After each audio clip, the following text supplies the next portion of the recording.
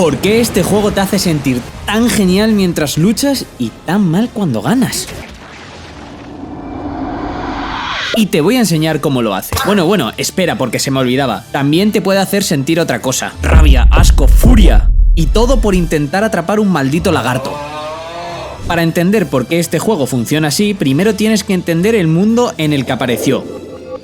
A ver, pero no te pases tanto, que solo era hasta 2005, el año de God of War, donde Kratos arrancaba cabezas de dioses y eso era exactamente lo que te vendía la industria, ser el más fuerte, arrasar con todo. También era la época en la que GTA ofrecía otra gran obsesión de los videojuegos, libertad total, haz lo que quieras, cuando quieras y sin consecuencias. Eso son dos fantasías distintas, pero construidas sobre la misma base. Añadir. Más acción, más contenido, más sistemas, más recompensas, más. Uy, he añadido tantas cosas que hemos llegado al Crimson Desert. A ver, todo esto tiene sentido comercial. Añades un sistema y puedes ponerlo en la parte de atrás de la carátula. Añades misiones secundarias repetitivas y puedes vender en el marketing que tu juego tiene 100 horas de contenido. Crimson Desert es el ejemplo perfecto de que esa mentalidad sigue viva hoy. Y no lo digo como algo malo, es otra opción. Zelda Breath of the Wild tiene una filosofía completamente opuesta. Tiene el mismo punto de partida, es un mundo abierto enorme, con libertad total. Pero donde Crimson Desert llena ese mundo hasta los bordes, Zelda lo vacía. No tiene iconos que te digan dónde ir. Tampoco tiene misiones que te marcan el camino. Sales a la meseta inicial y el juego simplemente se calla y te deja mirar al horizonte. Pero bueno, si quieres entender más sobre Zelda, tengo un análisis entero sobre esto, te lo dejo por aquí. Con esto quiero decir que existen juegos hechos mediante adición y sustracción. Y ahí es donde entra Fumito Ueda, que en una industria que solo quería más, él llegó con Shadow of the Colossus. Un juego que parecía sin terminar. Era lo opuesto a los juegos más vendidos del momento. Y por eso mismo creo que cambió la industria. Shadow of the Colossus está diseñado por sustracción. No depende de los elementos que añades, sino de los elementos que eres capaz de quitar sin romper la experiencia.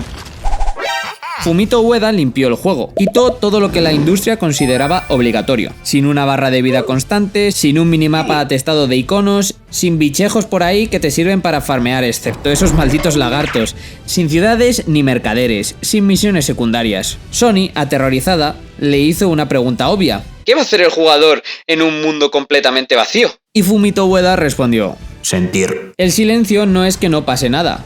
El silencio es donde se cocina todo.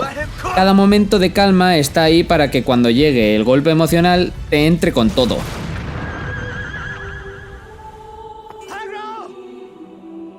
Y todo eso empieza en la cámara. En cualquier juego en tercera persona la cámara te enfoca en el centro.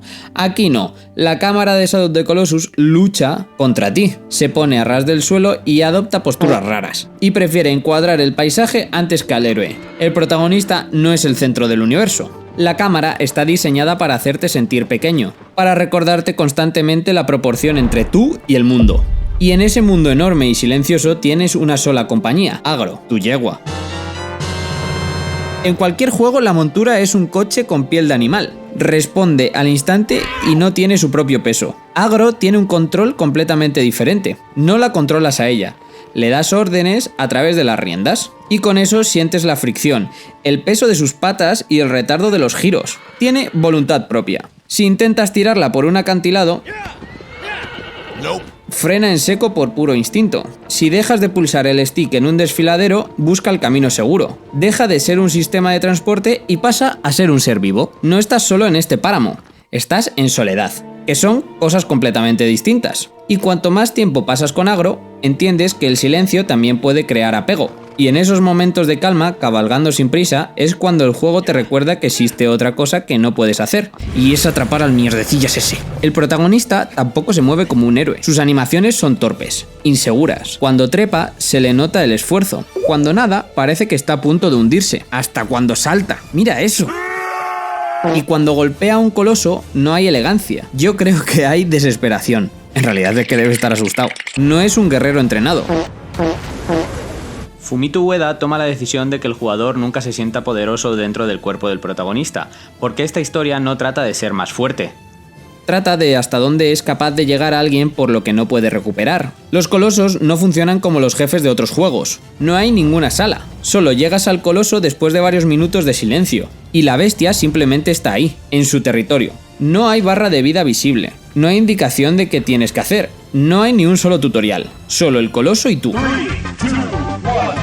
El coloso es un nivel de plataformas vivo, aunque eso no hace falta decírtelo, yo creo que ya lo sabes. Cuando el coloso se sacude para tirarte, la cámara choca contra su cuerpo y pierdes toda la referencia visual. Tienes que guiarte únicamente por la tensión de tus dedos que están apretando todos los botones. Cuando finalmente encuentras el punto débil y clavas la espada, experimentas algo que cuesta definir. Porque no es el haber vaciado una barra de vida, es haber escalado una montaña viva que no quería que llegaras. Haber encontrado ese punto exacto entre el caos y haberlo derrotado. Vamos, que el ser más pequeño de la arena ha ganado. Bueno, a ver, casi el más pequeño, porque seguro que hay un maldito lagarto escondido por ahí. Y esa grandeza se siente precisamente porque todo lo anterior te había preparado para recibirlo así. Sin el silencio de antes, sin la escala aplastante del mundo y sin los minutos tranquilos con Agro, ese momento no funciona igual. Porque cuando el coloso cae, ocurre algo raro. La música que entra no celebra tu victoria, es la de un funeral.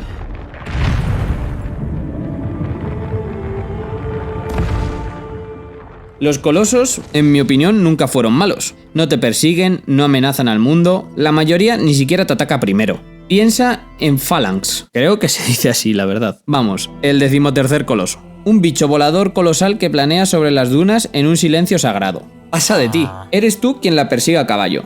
Eres tú quien la hiere para que descienda.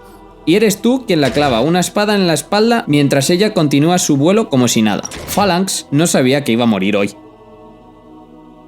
Al morir, esos hilos negros te atraviesan de forma inevitable. Sí, aunque intentes huir. Y despiertas en el templo. Y tu cuerpo ha cambiado. Tu piel es más gris. Tus ojos están como más tristes. Pequeños cuernos oscuros empiezan a romper tu frente. En cualquier otro juego, progresar significa mejorar tu personaje. Aquí progresar significa corromperte. Te estás convirtiendo en el monstruo que creías estar cazando. Y lo sabes. Y no pasa nada por ello. No odias a esos colosos. Solo es otro escalón para devolver a la vida a la persona que amas. ¿Quién era esa criatura? ¿Por qué no atacó primero? ¿Qué estaba haciendo antes de que llegaras? El juego no te da respuestas, solo te da silencio para que las hagas. Shadow of the Colossus no va de salvar a una chica, va sobre los límites éticos de la obsesión humana. Sobre si el amor egoísta puede justificar la destrucción de algo hermoso e inocente. Y por eso Shadow of the Colossus sigue sintiéndose tan distinto incluso 20 años después. Porque mientras la industria intentaba hacer mundos cada vez más llenos, Team Ico entendió algo mucho más importante. Al final, Shadow of the Colossus te deja con una pregunta muy sencilla. ¿Mereció la pena? Y es una pregunta que conoces. Yo la conozco, porque no es solo de este juego. Es la misma que haces cuando tomas una decisión que sabes que te va a costar algo. Cuando sacrificas algo por alguien. Cuando cruzas una línea que no querías cruzar por una razón que en ese momento parecía suficiente. A veces la respuesta es sí, a veces no lo sabes. Y a veces lo peor es que sí que mereció la pena y aún así no puedes dejar de pensar en lo que perdiste por el camino. Shadow of the Colossus no te da la respuesta, solo te deja con el silencio. Y un maldito lagarto que te sigue mirando desde la roca.